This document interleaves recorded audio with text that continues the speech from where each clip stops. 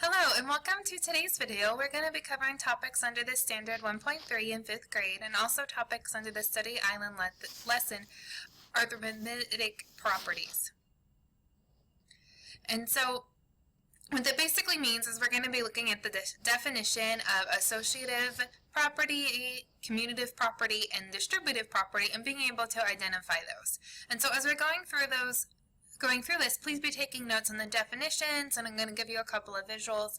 Copy down everything you need so that when you try these problems on your own, you're able to be successful. And then also, if I go too fast, just pause and rewind so you can get caught back up in your notes. And then you can even pause at the beginning of a question, work the question out on your own, and then watch the video to check yourself. And that way you can get an idea of what areas you still need to work in and what areas you're doing great at. So I'm so glad that you are joining us today, and let's go ahead and take some notes. So here are the definitions for the associative property of both addition and subtraction. So the associative property of addition is the sum stays the same when the grouping of the addends is changed. So if I add the first two numbers first and then add the third number, that's the same as adding the second and third number, then the first number, if A, B, and C are any real number.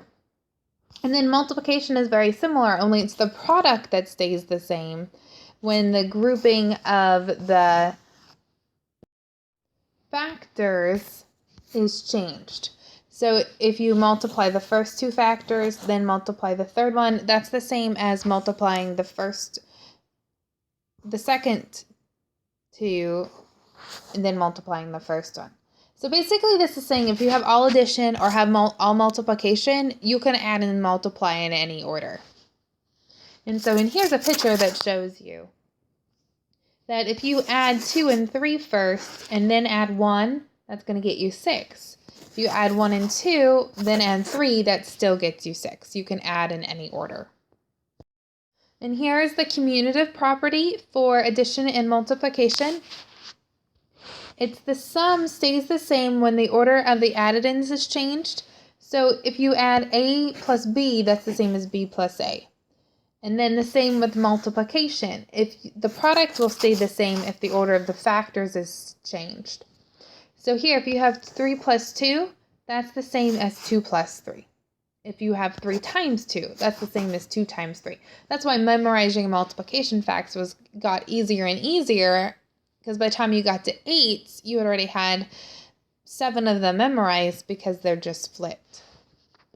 Last property is the distributive property.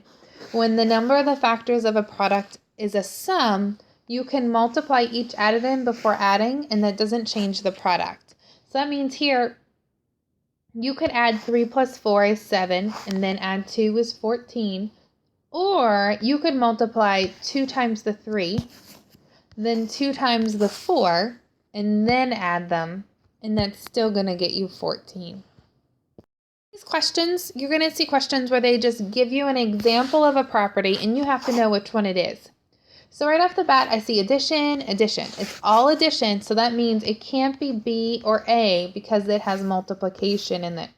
So right away, I have it down to 50-50. And then I have to think about, okay, is this going to be the associative property or the commutative property? The associative property is the one that changes the parentheses, that says that you can add in any order. So that means C is going to be my final answer. Now, once again, I see addition and addition when I'm identifying this property, so I know it has to be C or D. It can't be A or B because it says multiplication. And then I had to think about, okay, is this associative or is this commutative? Associative is the one that has the parentheses that says you can add the first two or you can add the second and third one. And then commutative tells me that you can flip the problem and it still be the same answer. So here I have 5 first, then 2. Here I have 2 first, then 5. It flipped. So it's going to be commutative, choice D as my final answer. Now I'm looking for which property to identify, and I see all multiplication. So now it can't be A or B because it has the word addition in it. And I'm looking and I see, okay, there's parentheses and it changed. Okay, here it's saying multiply the second and third one first. Here it's saying multiply the first and second one first. And it's the associative property that says you can multiply whichever ones you want first. And it will still be the same answer.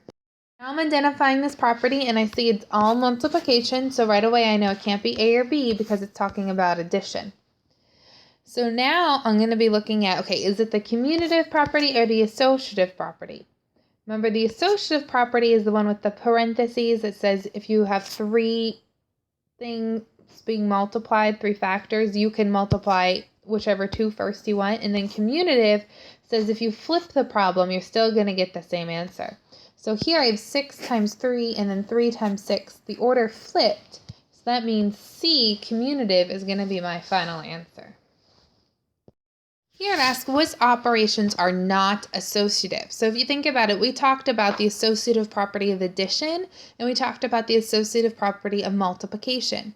The associative property does not exist for subtraction or division. So that means B is going to be my final answer. Here it asks which operations are commutative. So that means that when I think about my definitions, I talked about the commutative property of addition and multiplication. So that means it only exists for addition and multiplication, not subtraction, not division. So my answer here is going to be B. This question asks, which of the following is equal to the expression above? So here I have addition and subtraction.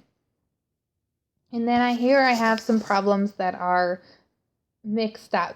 So only one of these will get me the same answer. So you can work it out and say, okay, what's 8 plus 14? That's 22 minus 12, that's 10. So then which one of these is also going to give me 10? And you can use that to check it. However, we know that if I add 8 plus 14, I can also take 14 plus 8, and that will get me the same thing. I can't do anything with subtraction. I always have to have that minus 12. I have to keep that in the same order, but I can change the order of the addition. So that means that choice D is probably going to be my answer, but I can go ahead and check it. And hopefully I'll get 10 just like I did in the problem. So 14 plus 8, that's 22. And 22 minus 12, that's 10 also. So that means choice D is my final answer.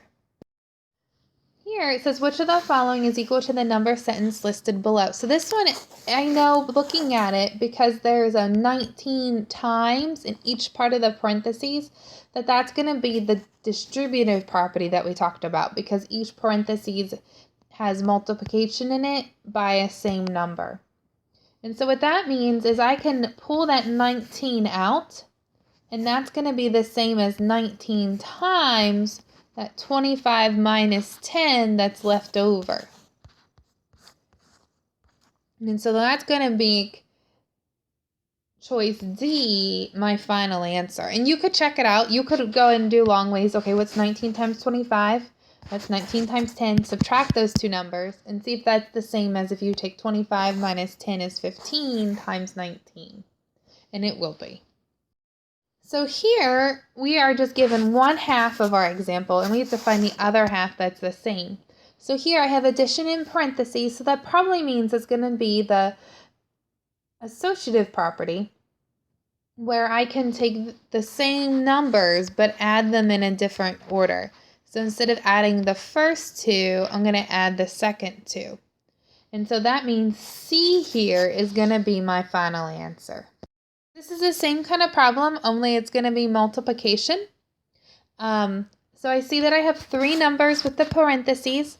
So that means this is most likely going to be the associative property. So I'm going to have the same numbers multiplied, but in the problem, it multiplied the second and third number first.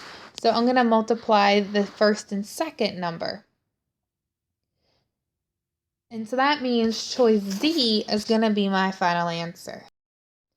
So which of the following is equal to the expression listed above? Well, I know that with my properties, I can't mess with the subtraction. I can only mess with the multiplication. And so there's no parentheses and there's only two numbers. So that means it's probably just going to be the commutative property, which means that I can take 10 times 6 and that be the same as 6 times 10.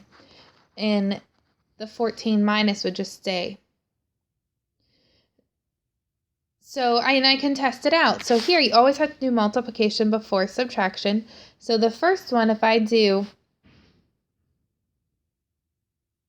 6 times 10, that's going to be 60.